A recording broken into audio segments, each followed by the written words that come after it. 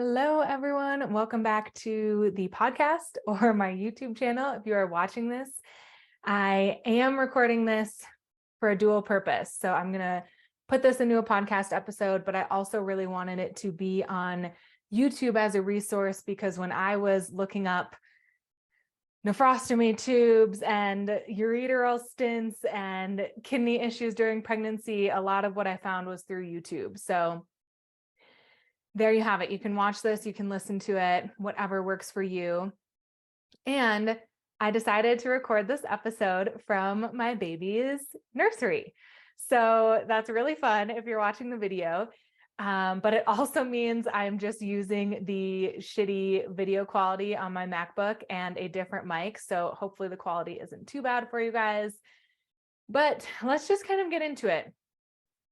I went back and forth on if I should even record this at all as a video or a podcast, because I honestly hope that it applies to like nobody.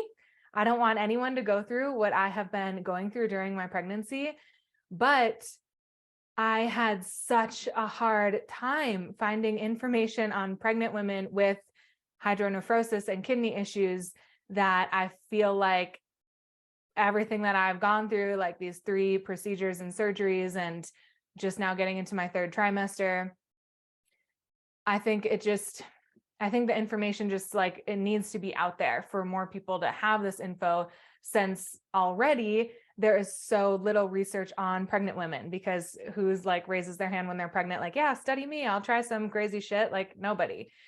So that's kind of why I'm putting this out there. So listen if you want to just hear more about what I've been going through, or if you have specific questions or you're going through a kidney issue while you're pregnant as well. I hope you're not. I really, really hope you're not. But I'm just kind of here today to share my journey and the pros and cons of different things that I went through that I wish I would have known a couple months ago when I was trying to research all this and found basically nothing. So I want to start with a little bit of a timeline. So for me personally, I had what I thought was muscular back pain for almost 6 years. And the reason I thought it was just a muscular issue and back pain was because it started during my CrossFit days, when I was doing CrossFit like 5 to 7 days a week. I was beating my body up pretty hard. And one of the first people I saw was an MD. And she basically said she didn't think it was a huge issue. I could get an MRI if I wanted, but it was going to be really expensive. And I didn't have good insurance. I was young and basically like hopping around between raft guiding and other jobs. And so I opted to not do that MRI, which obviously in hindsight, I have kicked myself for many, many times. But over these next 6 years then, since I thought it was muscular, I was just seeing all kinds of specialists. So I saw a bajillion PTs, like physical therapists. I don't know how many. I did acupuncture. I saw different types of chiropractors. And I do get regular blood work. So I also have had urine analysis done over these years. I've had blood work done.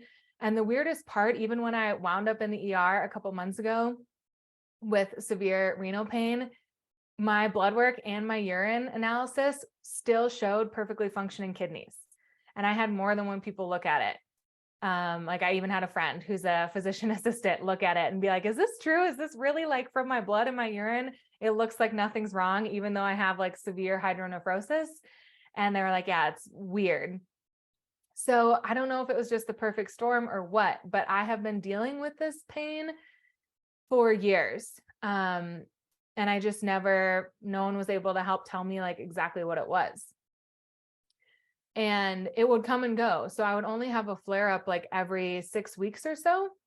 And when I did, it was maybe like a 6 or a 7 out of 10. It wasn't crazy. I usually would just like roll around on my lacrosse ball and take some Advil, and within 24 hours, it would go away.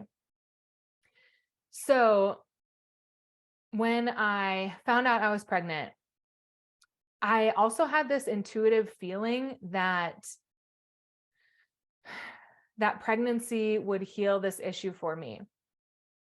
And what I thought that would look like is, because of all the ligaments stretching and your muscles changing and your belly obviously growing, I thought that it would like stretch something out that has been, I don't know, perpetually tight for 6 years or something crazy. And it turns out pregnancy has helped me figure out this issue, but not in the way I thought. So the first chunk of my pregnancy, like the whole first trimester and into the second, I think about 17 weeks, I had no pain. And I think in hindsight, this is actually because I like totally stopped drinking, and alcohol, your kidney processes a lot of alcohol. And that is sometimes, I've had a doctor tell me, like, anyone who's born with a similar issue as me, they usually figure it out like in their 20s when they start drinking more because of that. So I don't know if it's because I stopped drinking when I found out I was pregnant. Not like I drank a lot before, but I obviously cut it to 0. I don't know why, but for the first 17 weeks of my pregnancy, I had no flare-ups at all. And I was like, cool. Like, my intuitive hit that pregnancy was going to solve this issue is actually like real. I don't have this pain ever anymore. And then early October, I'm recording this right before Christmas in December. So early October, I wound up in the ER because the pain that I had that night before was 10 out of 10. Like, I've never had such severe pain. It was the same type of pain, but just worse. I actually threw up once. Like, it was, it was the worst pain I've ever had for sure. And so I went to the ER the next morning because I was obviously worried about how this was affecting the baby, because I felt it like all around, all the way from my back, like where your kidney sits, around my abdomen and like down into my groin. So I was like, we need to go to the hospital. Of course, I was there like all day. And they did have to do a CT scan. So I talked about this in an earlier podcast. That was a really hard decision for me to make. Obviously, you don't want to have any scans that involve radiation when you're pregnant, but they basically said, you know, it could be like a life or death situation. And I would only know that if we got the scan. So I did have one CT scan. Thankfully, that's the only type of imaging I've had to have. Not because doctors haven't wanted to do more, but because I've just refused it all and we've found another way. So take that into account too, you know, always be advocating for yourself. And I only accepted Benadryl. They were actually trying to give me like fentanyl at the ER for pain relief. And I was like, that seems a little intense. So I took Benadryl instead, just to try to help myself sleep while I was there. And another thing that they thought it was at the hospital would be kidney stones. I basically presented with a lot of kidney stone symptoms. But because of the scan, they saw that that wasn't it. And they diagnosed me with severe hydronephrosis, which basically just means swelling of the kidney on my right side. So since the urine, at this point, they didn't quite know what was blocking the urine drainage from my kidney into my bladder, but they knew that there was a blockage of some kind because of how swollen my kidney had become. They actually wanted to keep me overnight at the ER, and I asked to be discharged. I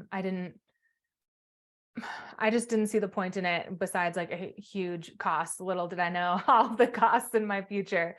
But what I decided to do instead is I basically just got on the phone and called as many urologists as I could and tried to see who could get me in that week. And this is where things get a little crazy and a lot of decisions had to start being made. So the first urologist I saw said, you are going to lose your kidney. If you don't do anything, you will have your kidney rupture and you'll need major surgery before even your baby gets here. So that obviously freaked me out. I was not happy to receive that news, or that opinion, I should say. And she said that what she recommended, so this first doctor I saw, that I should have a stent put in from my kidney to my bladder, which is basically like a little tube inside your ureter. So your ureter is the tube that connects your kidney to your bladder. The stent would basically help keep that tube open and allow urine to continue flowing into your bladder. But with a stent, she said that since I'm pregnant, So your body's obviously, and why this probably happened during pregnancy for me and why it got so much worse is because your body is processing so many more fluids. So for that same reason, since my body's kind of on overdrive when we're pregnant, when any woman is pregnant, a typical stent could last anywhere from like 6 to 12 weeks for a non-pregnant person before they have to get it changed. For me, she said it would be like every 4 weeks, I would have to go in, get an x-ray to check on the stent, and then have a new one put in, which is like a whole procedure. I don't believe any anesthesia would be needed in those situations typically, but for me, they would have been. Just wait, the story gets better. So that was kind of the first opinion. And she wanted another CT. She's like, we really need to do, you got a type whatever CT. I'd really rather have a type whatever CT. I can't remember what they were called. And I was like, okay, lady, like you're telling me I need more imaging. I'm going to die basically. And I have to have a procedure every 4 weeks. Like all of this is absolutely terrible.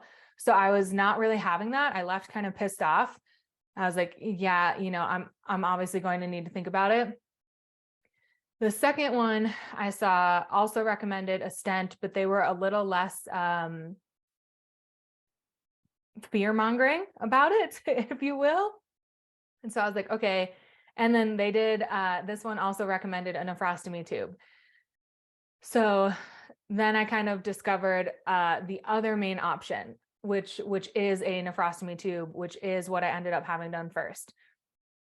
So that is an external drainage tube that they basically stick one end through your back into your kidney, and then it drains out into an external bag where your urine then flows, and you empty that, and then you also have to pee normally, because remember, your left or your other kidney would still be releasing urine into the bladder. So that was kind of the other main option. And then the third urologist I saw, who was actually recommended by my midwife, he basically said if his wife was pregnant, he would probably do the nephrostomy tube, because his words were stents don't do well with pregnant women or something like that. He made a very general statement like that. And I kind of asked why. And he said basically because of how much is going on in that same region with your belly growing, with your baby growing, with, fluid levels only increasing throughout the rest of my pregnancy, right? It's not like I would hit a point that like, oh, there's going to be no more stress on my kidney. No, it's basically till I give birth. So he said that with the nephrostomy tube, like, yeah, it's annoying because it's external, whereas a stent is totally internal. But overall, it is easier to deal with. He was, I guess, explaining based on his experience. So the reason I ended up working with this third urologist is because he also said he was okay with monitoring and waiting. Because since none of my blood work or urine analysis showed any actual issues with my kidney, obviously I wanted to do nothing, right? All of this was out of nowhere for me. I was definitely freaking out. And I wanted to just like continue getting blood work and hope that this was a fluke, right? Because I had gone almost 20 weeks without any kidney pain, which was like the longest in my life, although I didn't know it was kidney pain. It was the longest in my life, or in the last, 6 years that I've gone without any pain. So I was like, maybe this was a fluke. Maybe it was a bad night. I had actually had a really stressful weekend the night before this happened, and I was in the ER. We actually thought our house was on fire. Long story, but we had to actually call the fire department, and it was this whole thing. So I was like, maybe it was stress that caused this. Sorry guys, I'm taking a lot of breaks for tea because it's so damn dry in Colorado right now. But so yeah, I was like, okay, if you're okay with just monitoring me and continuing to see me and we wait, obviously that's my first choice. And none of the other doctors were okay with that. They were like, we need to get you in the OR immediately. I was like, no, that's scary. I need to think about things and sit with them and, try to tap into my intuition and decide what's right for my body, all the things. So I decided to work with this urologist and keep him in the loop. And I decided to wait. During this time, I was like talking to my midwife as well, because I wasn't working with an OBGYN. I have been planning a home birth with my midwife. And so I was talking to her. I started following like a renal style diet for kidney health, and was doing everything I could just like in purely my control to hope that this was just a fluke. But only a week later, the severe pain came back and I was up again all night. And when I called this doctor's office in the morning, they were basically like, you can go to the ER again, but you don't really have much of a say if you just go to the ER, right? Because they just need to treat you basically as, you know, more or less quickly as possible. So they said if I went to the ER, like I might just have to get a stent depending on who's available to just really like solve this problem in the emergency situation. And then he said the other option is we can put in a nephrostomy tube this week. It's going to be a couple days. So I basically just had to deal with that pain and like hope that things weren't getting worse until they could put in a nephrostomy tube. Because at that point I had done a little bit of research. Weirdly enough, like the only videos and resources I could find online were women who were in the UK going through this similar situation while pregnant. And a big difference here, I will say, is the healthcare systems, obviously, in our different countries. So while I was terrified of how this is all going to break the bank for me in the US, because we do not have free healthcare and my husband and I are self-employed, so we have the world's worst health insurance plan. The videos that I saw of people and women in the UK going through this, they obviously have the National Health Service, I believe it's called, which is universal healthcare. So they wouldn't be met with like a bunch of bills after, and they don't have to stress about that. But I do believe the level of care is probably drastically different. I can only compare that based on like stories I've heard and stuff, but there's trade-offs with that, right? So I had to be nervous about all this stuff going on with my body, and then also be nervous about like bills to come. But in the UK, you know, I think they don't have to be nervous about those bills. But I think it's, from what again, this is totally like my opinion based on what I've heard, but I think it might be harder to advocate for yourself and might not be the same quality of care. You might not get as many options. So I just kind of wanted to point that out as well.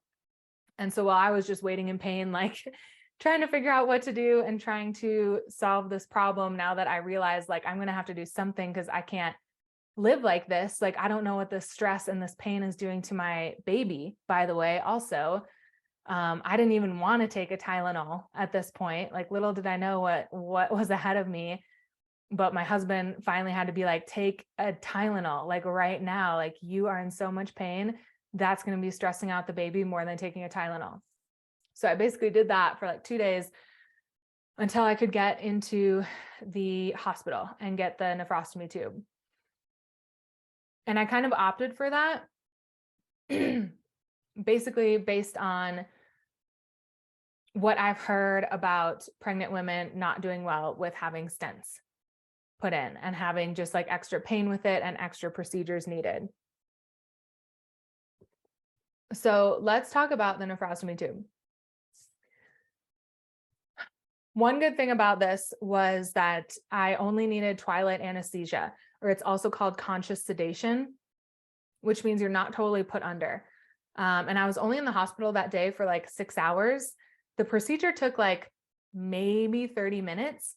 It was really, really easy.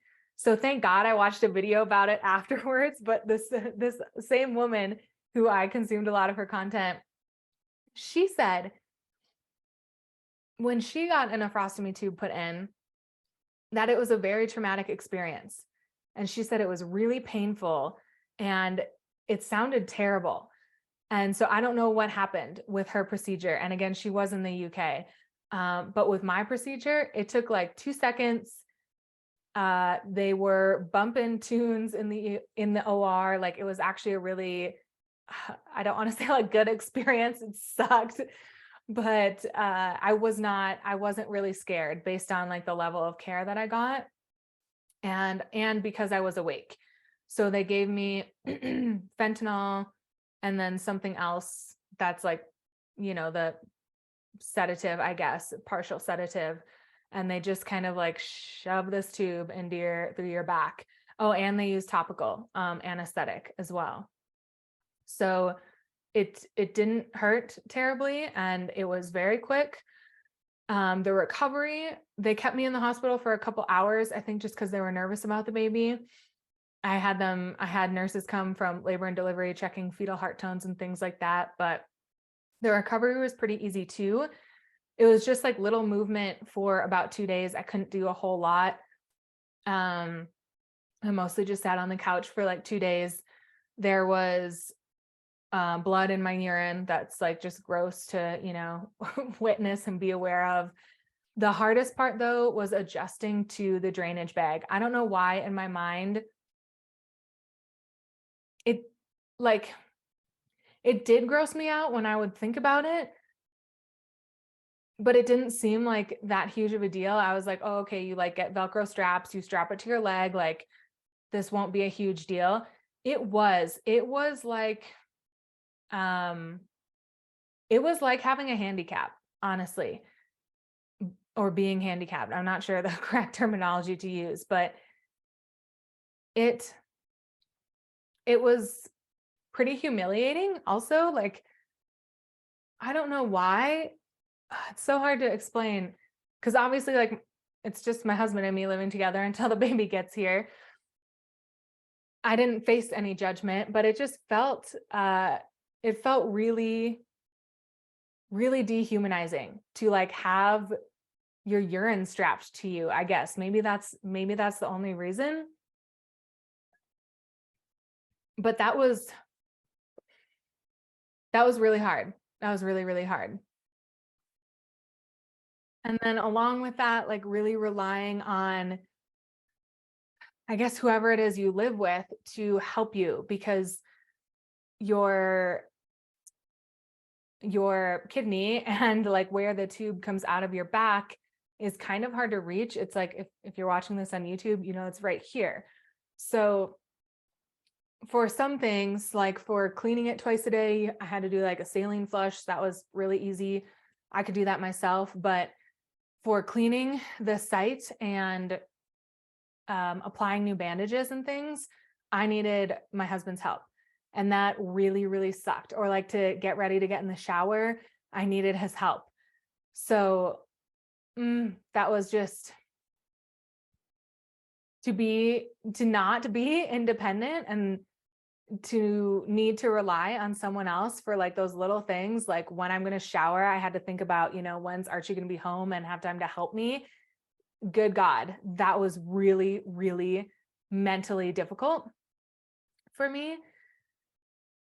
So that was probably the hardest part about having the nephrostomy tube. Also, just like little things, like I had to think about what I was wearing each day to figure out how I was going to carry the bag with me. Like, I think if you're a dude, if you're wearing looser pants, you could pretty much always just strap it to your bare skin under your pants, right? But I don't have any pants that are that baggy. I was wearing mostly leggings because it was cooler weather and the bag would slip a lot on my clothing. It was just like a pain in the ass, especially if you had to pee. And usually if like I had to physically pee, that also meant my drainage bag was pretty full. And if it was pretty full, it was heavy. And then it's like definitely falling off your clothing. Like it was just a pain in the ass. But I did want to share 2 drainage bag covers that I did really like. This was probably my favorite type. So this was just from Etsy. Etsy is where I got all my drainage bag covers. And this is a strap that goes around your hip and then it just buckles and then the bag sits in here on your hip. And this was probably the most convenient because you could wear it with pretty much anything. Another one I got was just a purse. And I did like this one because it opened at the bottom. And so you could just like stick the emptying part of the drainage bag out the bottom and empty it. And then it has like a cell phone pocket and stuff too. So it was decently convenient. So I would recommend, getting a couple a couple options like that for if you are needing to get a nephrostomy tube, because having those different ways to wear and hold your bag, that's a huge game changer. Also, I bought the best, what would you call them? Like Velcro stickies, because they just gave you like kind of crappy Velcro at the hospital. So the best ones I found were called You Go Fix bag straps. And that was just from Amazon. And they were basically just like higher quality Velcro that you wrap around your bag. And that held it to clothing the best for me. So if I was wearing like leggings or something and I just didn't give a fuck and was just going to have my pee bag on display, I usually use that, and having that like higher quality Velcro was actually really helpful.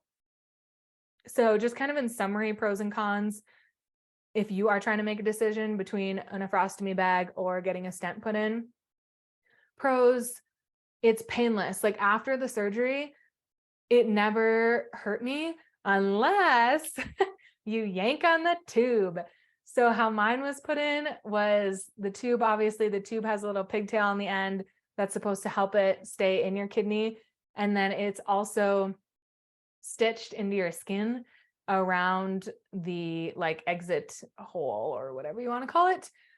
So there was like the hole where the tube was coming out, and then the tube was also stitched with like one stitch into my skin. And holy shit, I caught it twice on something. I caught the tube twice, like once on my kitchen on like a drawer handle, and once I was under a blanket. And so I put my hand over the blanket, but also over my tube, and tried to stand up and didn't notice it. And wow, I have never had stitches before. I can only imagine what popping stitches is like. That's I think probably what it felt like. Like the stitches somehow did stay in, but I think I'm going to have a scar just from where my stitches were because of those 2 times I accidentally pulled it, like hardly at all. And it hurt so badly. So if you can like keep the tube under your clothes and hidden better than I did, I don't think you'd really have that issue. And besides that, besides those terrible times, it was painless. Like I didn't really notice I had it, except for like, you know, seeing it or having to dress differently or whatever. It's also really easy to care for and to keep an eye on, because you can just like see what's happening, whereas a stent is totally internal, so you can't really see what's going on. And also I didn't really have any workout restrictions, which was nice. It was just kind of those 48 hours that I didn't do a whole lot. The biggest cons were it really restricted my sleep. I had to get a like small end table and move it next to my bed and put the bag on there while I slept. And then you're still kind of limited because you can only move around as long as your tube is. And it hurt for pretty much the whole time I had it in to sleep on my right side where the tube was. So I was trying to like sleep on my left with this tube coming out of my right side, hanging off my bed onto this table. So as you can imagine, there's like not a lot of movement allowed while you're sleeping. So that was tough. Needing help for the bandage changes, needing help to shower.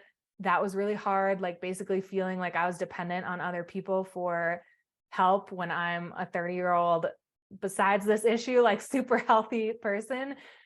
That was really hard. And then also you couldn't take any baths. You can't go in any bodies of water, basically. So if you are a water lover like I am, and I used to take a bath like twice a week, giving that up as just like a small creature comfort that I also had to sacrifice sucked. So ultimately, I couldn't really handle, like mentally, physically, emotionally, needing help and having this tube in. My original plan when I had it put in was to just keep it until the baby comes. I quickly realized that that was not going to work for me. One doctor even said that, because then I was like, okay, so it's not like I have my baby and then you guys take this out. Like, what does that actually look like? And they said it could be up to 12 weeks postpartum until I would have it taken out and then be able to get the actual corrective surgery. Because remember, at this point, me just getting a stent or the tube was was still just a temporary solution. Because what caused my hydronephrosis is what I was born with was an artery pressing on my ureter, that most people would have the artery under their ureter. Mine developed over. So that's what caused the blockage. That needed a surgery to be corrected. So at this point, it was like, you can't have a baby and then have major surgery like that.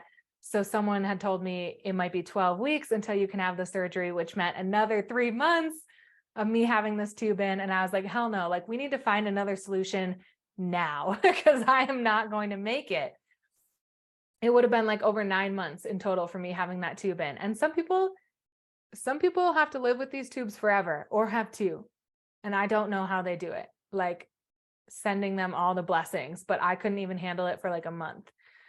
So I talked with the urologist I decided to work with. His name is Dr. Bong, like best name ever for a doctor in Colorado. But so I talked to Dr. Bong again, and he said he was confident that he could do the corrective surgery while I was still pregnant. Originally I had talked to his PA about it while he was out of town, and he was like, I really don't think you should do that while you're pregnant, yada, yada. And at this point I was like, get me Dr. Bong. I need to do this surgery, which is called a pyloplasty. So he said he would do it. And according to my research and the doctors I talked to, that your second trimester is the like best time to have surgery. There's obviously no good time during pregnancy to have surgery, but I think because of the baby's development by second trimester or within second trimester, and also not being as big as you are in the third trimester. And I think certain painkillers can get riskier in the third trimester as well. I think those are kind of the main reasons why surgery during your second trimester is the best. I was in my second trimester. I was like, please, let's do this. My belly, it's still pretty small. If you're on YouTube, she's in there, but I have a pretty small bump, and it was smaller even when I had the surgery. So I felt good about it. Dr. Bong was like, you're young, you're healthy. Let's do it. And so Archie and I, my husband, it was really hard to make this decision. Really, really hard, obviously.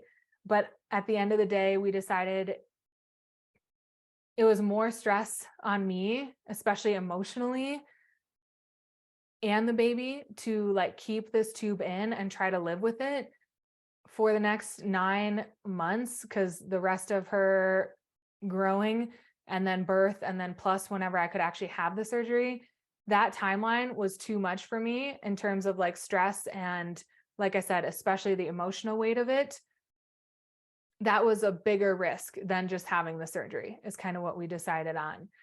Because obviously if mom is stressed out and not doing well, baby's not going to be doing well. So we were able to schedule that pyloplasty surgery for the following week, which meant I had the tube in for about 5 weeks. So then next up was the pyloplasty and trying to prepare for that, which was a much bigger procedure. It was laparoscopic, which is nice. So what they basically did is they made 4 incisions for all the tools that they needed in my abdomen, full general anesthesia. It was about 2 hours, I believe. And what they do is, or what they did in my case, was they cut the ureter, which is kind of like your plumbing tube, and then rerouted it over that artery and then sew it back together. But then they also do have to place a stent to help your ureter heal open. So the general anesthesia sucked. I had to be intubated for that whole time. It was a full day and a full night in the hospital. So probably close to like 30 hours in the hospital, and a lot of meds, which was the biggest thing I was worried about. So obviously the anesthesia meds, they had to do a round of antibiotics, which I think is pretty routine when you're having a procedure like that, just to help prevent any infection. I think they gave me fentanyl again for this one, which again, I was just like, fentanyl, what?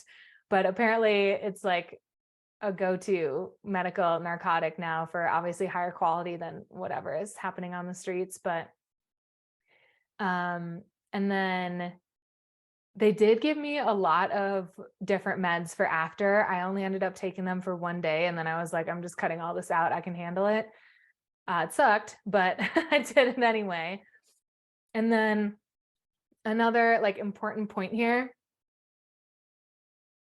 having a full surgery, if you're in the US and you don't have great health insurance, is obviously way more expensive than having a nephrostomy tube or a stent only. So, I mean, that's just something to keep in mind. And I had this surgery at 22 weeks pregnant. They said it went perfectly well. The surgeon, Dr. Bong, was like really nerding out about it. I think he was, kind of excited to do one of his like go-to surgeries on a pregnant person. And they actually took a picture of like my uterus internally during the surgery, which was kind of crazy, but when have that as a great keepsake now. For recovery, for the pyloplasty, brutal. I remember like, you're in the OR, they're giving you the anesthesia, you like say goodnight. And the next thing I remember is throwing up. Like my body does not do well with narcotics or with anesthesia from the very little experience that I've had. So I woke up puking, which was brutal. I also had a slight fever when I woke up, so I was freezing. Thankfully that came down quickly. There was also a lot of pain. So I think I just wasn't prepared. I thought because it's laparoscopic and they were like, your recovery is going to be really easy. I think they meant like compared to if we were actually cutting open your abdomen. So it was harder than I thought. There was a lot more pain than I thought when I woke up, probably because I was having really intense bladder spasms, they called them. This was kind of like, if you really, really have to pee, like you're in pain, you have to pee so much, and you're in a car and some crazy person is driving and you're going over like pothole after pothole. And those bumps when you really have to pee, like you have to pee so bad it hurts. And then you go over a bump, it's like, ow.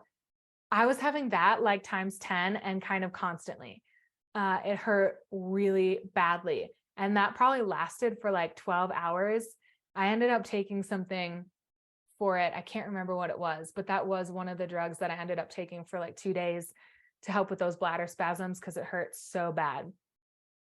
Thankfully, though, walking was really encouraged to prevent blood clots during recovery. So I was able to slowly, ridiculously try to get up and move around a little bit. There's also a lot of lung recovery. I had one of those breathing toy things where like you breathe in as much as you can, and you're supposed to see this little floater go up to a certain point to try to prevent pneumonia, because I believe they're called alveoli, the little sacs in your lungs, basically get lazy when you're intubated under general anesthesia. So did a lot of like breathing work, which is hard when you're pregnant in general. And then after surgery was really hard. And then I also had huge purple scars on my belly that I was unprepared for, because I'd had laparoscopic surgery once on my collarbone in my rugby days from an injury. And they were like pin pricks. Like I couldn't see them then. You can't see them now. These laparoscopic incisions were much bigger. They're probably this big. So what, like half, 3/4 inch? Not tiny, definitely not pinpricks. And my belly was super swollen. So when the first nurses came to check the fetal heart tones afterwards, and I like pulled up my gown, I was like, oh my God, what happened to me? I was also unprepared for that. Thankfully, a lot of that has gotten better. The scars are already smaller, they're healing. The swollen abdomen went down after a couple days. And probably the worst pain that lasted the longest, about 3 days, was the pain from the gas that they put in your stomach when you're having, or put in your abdomen when you're having a laparoscopic surgery. So what I believe they do is pump CO2 gas into your abdominal cavity so that they have more space to work with, basically. When that gas is trying to leave your body after the procedure, somehow the referred pain shows up in your shoulder. It is so bad. It definitely felt like I said, I've had collarbone surgery. It felt like I broke my collarbone. It was really bad. And I talked to a friend about it who also had abdominal surgery, and she said that that was the worst for her too. My doctor said it's normal. He even had someone make him x-ray her shoulder because she thought the surgeon broke her shoulder during surgery, because that's how bad the pain is. So that's something I really wasn't prepared for either. And like I said, it lasted like 3 days for me. And then, so obviously if they're making incisions in your abdomen, your core isn't going to work the same for a little while. So my back got really, really sore for a couple days too. It wasn't terrible, but it was just sore and uncomfortable since my abs weren't really working. So I had very little movement. Like I was pretty much in bed for 3 days. I couldn't, they wanted me to get up and walk. So I was, but I could like hardly walk down my driveway and back. I think non-pregnant people are given way more painkillers than I was. So they gave me enough for a week. Like I said, I took one when I got home and then just didn't take the rest of them. I was too nervous, and it wasn't that bad. I mean, if you're just laying there, and you can let yourself recover, it was doable. It sucked. And I wouldn't recommend it. But if anyone is watching this and thinking about this surgery, if you can put it off till you can take as many pain meds as you want, I would probably do that. And then I also couldn't work out for 2 weeks, which was, I didn't really want to anyway during that time, but that was kind of hard for me as well, to just like be forced to be so inactive. The recovery from that surgery in general, I kind of just went over the big points, but I'm still really glad I got that surgery when I did. Now I'm entering my 3rd trimester. It's a couple weeks later. It's been 5 weeks since. So I feel pretty recovered, but the stent was like the stent that they had to put in after the pyloplasty became a whole other thing. So I think I mentioned that's normal for them to put the stent in to help your ureter heal. I believe it's the same as if you had a kidney stone surgery and they removed the kidney stone.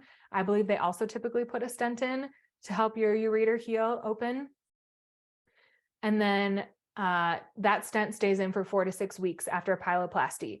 And my doctor said that since I'm young and healthy, 4 weeks would be fine. So I made an appointment to see him and get it taken out in 4 weeks.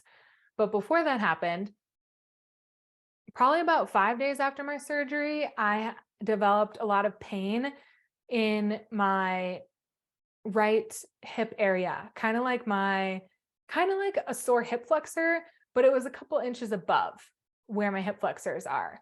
So I knew it wasn't that.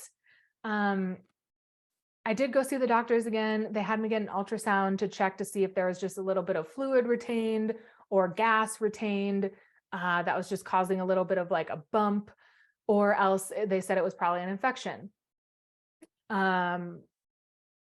Before I even got that ultrasound, I know doctors are very risk averse, but they told me to just start taking antibiotics in case it was an infection.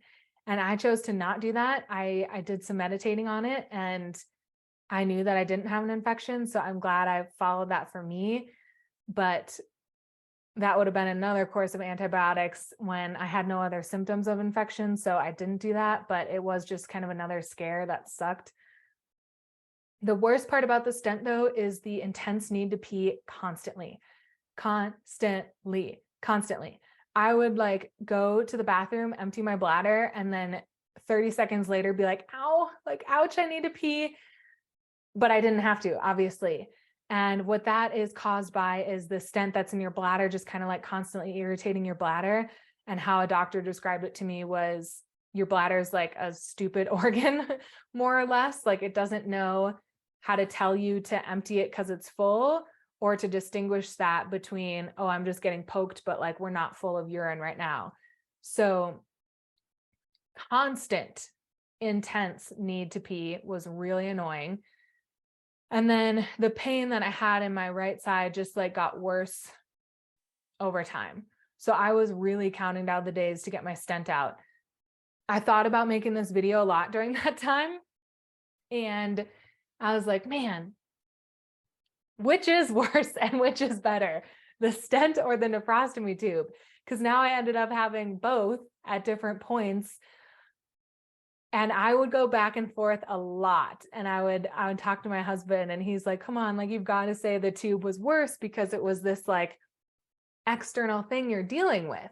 And I think so from his perspective, obviously that was worse because he was like helping me with it and he could see it. But internally, me having the stent was it was so uncomfortable all the time. And like I mentioned, the nephrostomy tube was only uncomfortable when I accidentally yanked on it 2 times. And then it hurt a lot. But the stent hurt pretty much all day, every day, especially as time went on. It got worse, not better. So yeah, I guess let me just go over the pros and cons. That'll be more helpful. So the pros for the stent, there's nothing external to deal with, obviously, right? It's invisible. You wouldn't have any clothing restrictions, no workout restrictions. And theoretically, to have the stent removed, you just go into your urologist's office and they just pull it out through your pee hole, through your urethra. So also should be an easier removal, right? Whereas the tube, they ended up taking out my tube during the surgery, during the pyloplasty. Otherwise, it would have been another conscious sedation procedure. So technically taking out the stent is easier when you do get it removed. The cons were, like I said, I had daily pain. I believe you have a pretty high risk for UTI, especially when you're pregnant. There's also no way I would have been able to live with a stent and have that changed every 4 weeks till she was born. Like, this still brings me back to the same, I'm glad I had the surgery. I'm glad I was able to, because no way, Jose, was I about to live with that, just like the bladder spasms and that pain that was developing on my right side. Like, no, wouldn't have been able to deal with it for the rest of my pregnancy. And lastly, and for me, the largest con of the stent was that they can, although very rarely, they can migrate. And that is what happened to me. So I went in to my urologist's office like 4 weeks and 2 days after surgery, like the soonest I could get in. And they shove a scope up my urethra into the bladder to try to find the stent, grab the end of it, and then they can just pull it out, and it wasn't there. So my doctor said that I was the first person he's had this happen to in 4 years. I did some research. It sounds like this only happens to like 1% of people, but then I did find a very small study. It was done on 33 pregnant women, and 3 had stent migration. So that's like, what, 10% of this, obviously, again, very, very small study, but I do think it's probably influenced by pregnancy. So I'm wondering if this is yet another reason why some doctors, right? The first doctor I saw was like, get stents, do it. But the third doctor I saw that I ended up working with, he said, don't get stents. Pregnant women don't do well with them. And this is obviously probably one of those reasons, because the other reasons a stent can migrate that I found from my little research was it was either placed improperly, which my doctor had told me everything was perfect after surgery, or it's the wrong length. I doubt that was the case for me. I think it probably migrated just because of pregnancy, because of how much is going on in that area, because my baby grew a lot during those 4 weeks. So yeah, what that meant for me is if you do get a stent put in and it migrates, you have to have another surgery, basically. It's much, much easier than the pyloplasty. It was like a 10-minute procedure, but I did have to have full general anesthesia. I did have to be intubated again. I did have to go back to the hospital for like a half day, because they need a different type of scope that can go from your bladder into your ureter, which your urethra that your pee comes out of. I learned a lot about the urinary tract, you guys. Where your pee comes out of, your urethra, is a larger tube than your ureter, which connects your bladder to your kidney. So while they can put a scope through your urethra to try to pull the scope out or stent out in office, they cannot get all the way into your ureter while you're just sitting there. And apparently it's really painful too. So that's why they do general anesthesia. And this is the same type of surgery as a kidney stone removal. So if you had a kidney stone like stuck in your ureter and you were getting surgery for it, they go through your urethra, through your bladder, into your ureter, and then pull it out. That's basically what they were doing with my migrated stent. I think it's a little bit longer for kidney stone. I'm not sure. My procedure, he said I was under general anesthesia for like 10 minutes is all, mostly for the pain, because they say it just is basically unbearable to do twilight anesthesia or something like that, or the conscious sedation, whatever it's called. I think they're interchangeable, but yeah, so that was Wednesday for me, and I'm recording this on a Saturday because I kept putting this video / podcast off, and I was like, you know what, let's just like, screw it. We're just going to do it and record where I'm at now. I don't want to keep waiting to kind of just have some information out there. But holy shit, this pregnancy did not go how I thought it was going to go. I laugh about it. It's probably my, unhealed trauma coming through in my laughter, but that's where I'm at now. So they did get it out during that stent removal surgery for me. Like I said, I was only in the hospital for like a half day. Overall, it wasn't a big deal. I have certainly met my very high deductible on my insurance by now. So I don't think that would be an added cost, thank God. And I have been sore though. I have felt kidney pain and kind of that right side pain still for the past 2.5 days. So I'm hoping that will just continue to go away. I think that's just because, I had this tube shoved into all these organs in my body for the last 1.5 months. I think it's just taking a little bit extra time for me to heal. And also my body is doing so much right now, also growing a human at the same time. So I'm just trying to hang in there, continue to rest, practice gratitude, practice letting myself cry and letting myself be really scared, and then pulling myself out of it, which thank God I have a lot of support around me. I've been leaning on my doula quite a lot too. I'm so glad I hired her. I've been leaning on my husband and my family. So that would probably be my number one piece of advice. If you're going through this, like, get a GD support system. If your OB is like, here in the US, most people plan hospital births and work with OBGYNs. I can't imagine going through this with someone other than my midwife, because I see her for an hour every time I have a prenatal appointment, and she's available via text. And then I have my doula. I text her, I voice message her, and then I have my husband, my family. So like, get some good people on your pregnancy team, on your birth team, that are going to support you through this. Talk to multiple urologists and work with the right one for you. I'm so glad I saw those 3 doctors. If I would have went with that first person and had them put a stent in me and have the first one migrate and be looking at like putting in a stent and then a stent removal surgery like every 4 weeks, are you kidding me? That would have been unbearable, literally. So I can't stress that enough. Like, take your time to build a team that you trust, that you intuitively know these are the right people for me to be working with, and then make decisions from there. And again, this is totally like, I'm not a doctor. This is all based on just the little bits and pieces of research I've done along the way, and then my experience. So you've got to do what's right for you. As of now, my midwife still hasn't classified me as high risk for pregnancy. So I am still hoping for my dream home birth, unmedicated home birth with my midwife and my doula and my husband there. So that is still the plan. Obviously, we're going to see how this goes healing. I should have a follow-up x-ray to check my kidney and ureter and make sure that everything is healed all right, but we're postponing that until after I give birth in a couple months. So I don't have any way to check if everything even worked out. which is scary. And I worry about that sometimes, but I'm really just practicing trust right now and having faith and knowing that my baby is still okay and that I'm taking care of myself and doing everything I can to take care of myself that's within my control. Trying to stay sane that way.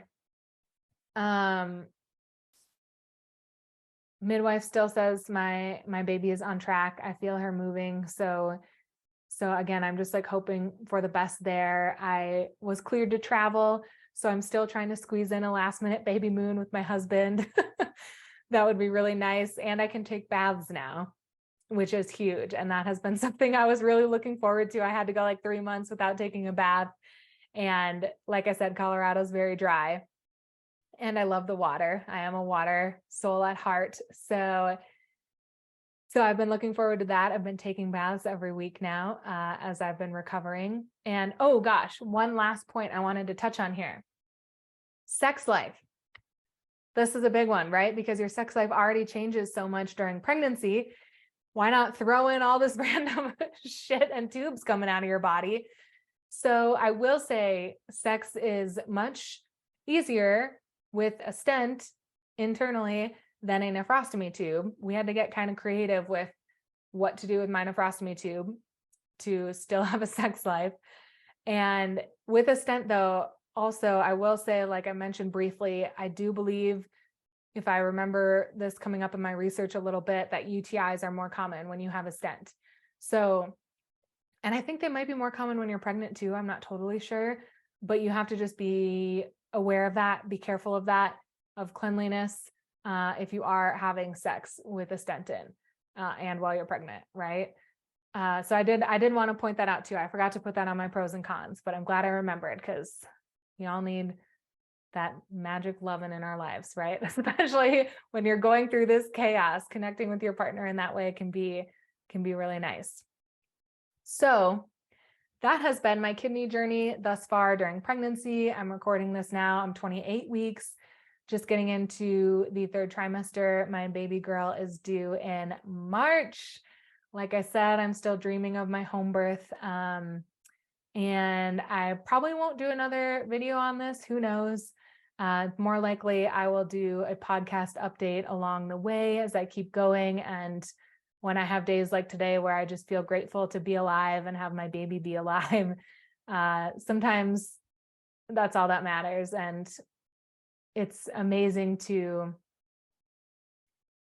be able to fully see everything I've taken for granted as well. And to just be grateful to be here, be healthy, be healing right now. So I hope this helps you in some way on your journey, or I hope you can share this if you have a friend or a loved one who is facing some kidney issues during their pregnancy. That's what this is for. So I just want to spread what I've learned and what I've been through. And I hope no one is going through this, but if you are, I love you. I'm sending you blessings. I'm here with you. And thanks for listening.